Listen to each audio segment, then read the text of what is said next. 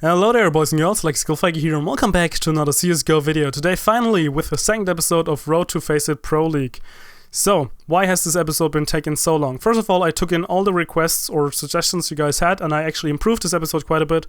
However, the Faceit servers also have been very bad for me lately. So if you know anyone, or maybe you know yourself, how to fix lag on the Faceit servers, I mean like real rubber banding and connection issues and stuff like that, please let me know somehow because I'm really struggling right now. And yeah, so I actually pained my way through the placement matches. It was very bad from a connection point of view, lots of warping, lots of teleporting. So I actually want to feature these kind of gameplays as well. However, since the connection was so bad, there was nothing to be taken from them since everything was just so random. The last match I played was kind of okay on Overpass. That's the one we're taking a look at right now, which is this win right here. And yeah, so as you guys can see, those were the last couple of elo points that I had. We're currently at 1054, which is a lot less than what I had when I stopped playing on Faceit, which was about 14 or 1500, which I actually thought I would have been put into again, but I guess it's easier games for now then. But yeah, let's get into the actual game for now. Okay, so for the new format, I actually want to show you guys the statistics of the match before we actually check out the gameplay sections. So right here, this program is called CSGO Demos Manager. You can synchronize it with the replays folder right here, and it will basically grab all the demos you have, and if you then click on them and hit Analyze, it will go through all the rounds, round by round, and it will basically analyze them. This is very handy, we will see it in a second. Then you just double click on it, and from here on you can actually see the statistics page and choose for example right here, my highlights and lowlights, or this guy's highlights and lowlights. So there are many things you can do with this program, and I will leave a link to it in the description down below because I'm very sure someone will ask about it. But yeah, first of all, let's check out the heat maps before we get into the gameplay. So what we do is we select both sides, counter-terrorists as well as terrorists, and all rounds as well. Then we check out the kills first, right here. So as we can see right here on the A side, towards the truck area, and right here on the B side in the sewers and the noob spot region, as well as the connector region, we had the most kills happen. If we take a closer look at long, for example, right here, not many kills actually did occur. And of course, the dots aren't always kills, they're also just hits or potential kills and assists and stuff like that. It's basically kind of the damage that has been done.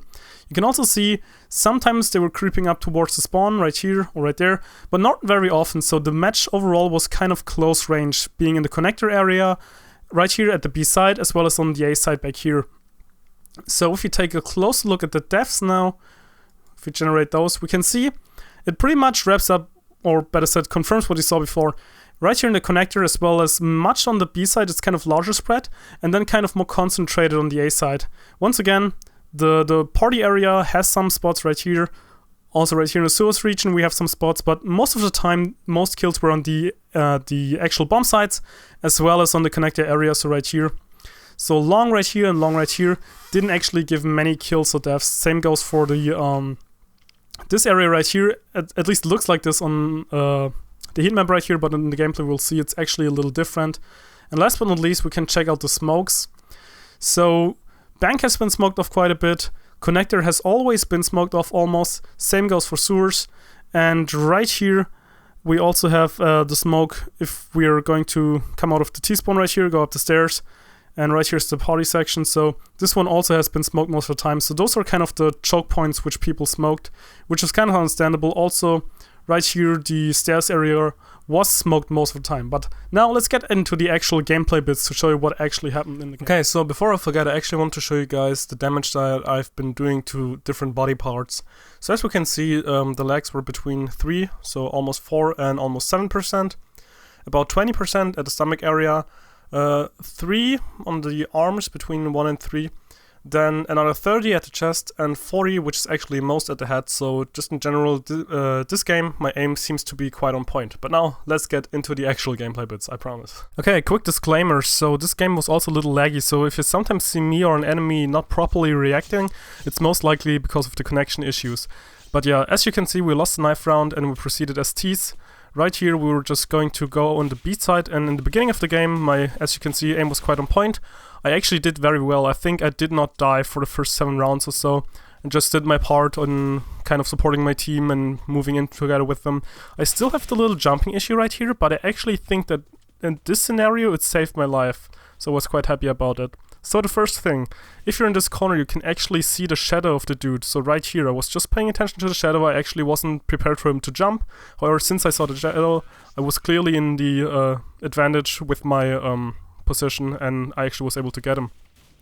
Right here, another point that I should pay a little more attention to the sides. I mean, I get him with a flick shot, but it was very, very risky. So, note to myself, always check the right side of truck. People always creep up here on me, and I wasn't really paying attention to it all that much.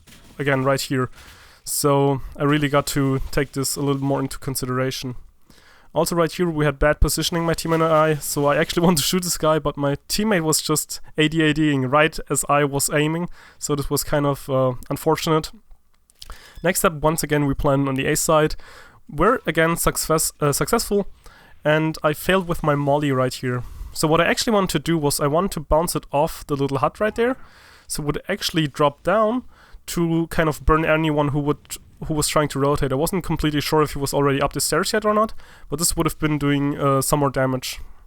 This is also a pretty good spot. He is not really able to see me properly, and you're getting kind of a pixel shot on. Right there I was trying to wallbang, which could have been successful, but he was just hiding there.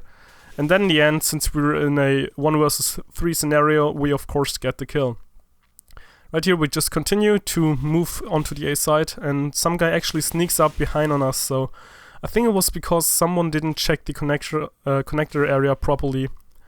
Also right here I was trying to spot heaven, which was smoked, and I wasn't paying attention with my crosshair placement, so I should have done it differently probably, but it worked out in the end, so kind of risky.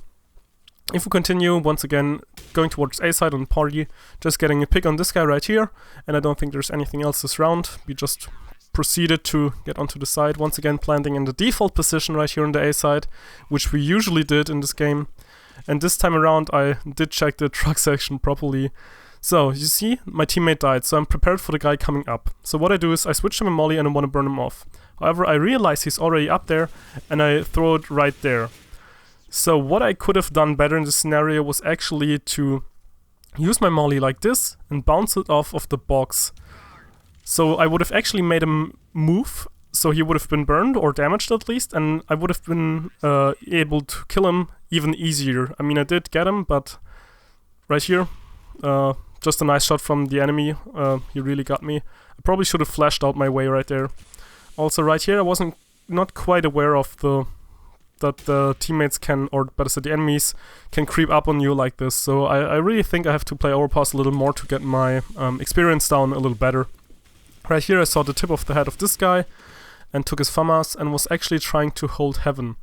Right here you also saw me throw my flash, and it was actually a bad idea to throw it off the bat, because right here I was trying to kill the guy and he got me because I wasn't really prepared for him to actually have an AWP, so this was kind of a bummer.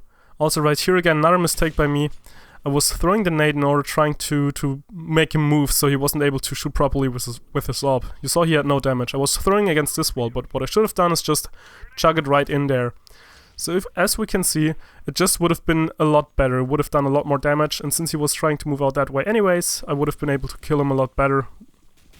Right here, I was actually just unprepared for this guy to keep staring the same direction. I actually thought he would have checked out, he would be able to, or would have checked another corner. Also right here, I just failed the first couple of shots. Once again, partly one of these are also due to connection, but right there I just did miss. However, in the pistol round on CT side, my aim was quite on point again. I was just holding the angles, and as you can see, my crosshair placement for the headshot aim also got a lot better. However, I did also a mistake right here, and that is, as you can see right here, the guy, the last T, creeping up on us. He's just going up the B and checking the spot. This spot is actually a very bad spot to hold, so which one you could do besides this one is the one on the other side of truck. So if we check it out once again, you can see you're kind of stuck here. It's a noob corner, you got nowhere to go. You can go towards the truck right here. I mean, this is also a noob corner and you can go basically nowhere, but you got lots more cover, and my teammate was also in a position to cover me a lot better from this side, so I should have been really on this side of the truck instead of the other one. If we move up here, guy just P90 sprays me. I wasn't really paying attention to the guy pushing out connector. It was partly miscommunication because I always thought there was someone in connector. So I was from then on playing in connector because I want to keep them from pushing, but I keep getting picked off. This is actually my like second time playing in connector in toilets area. Usually I'm down at B or at long, which keeps me busy. So I really have to practice the toilets in connector area when I'm playing on overpass right here. Also right there, he sees me kill his friend and just instantly pre-fires the spot right there. I really should have just fallen back instead of trying to challenge right off the bat again. But yeah. Last but not least, I think this is the last kill of the round, which where I got the bomb carrier, and I just call out to my team, come down right here, I got the bomb. And this guy eventually still gets me after I killed his mate. I really should have not challenged him right there because I got no cover, I was out in the open, he was kind of hard to hit being in connector like this.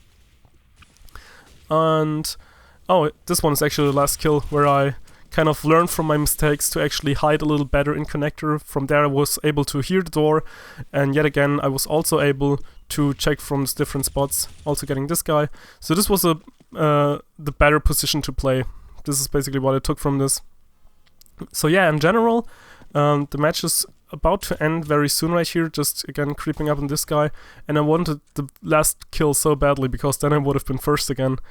But yeah, in general, I think from this game what I can take away from it, I have to practice the toilet section as well as the connector section. Those are my weak spots on the map.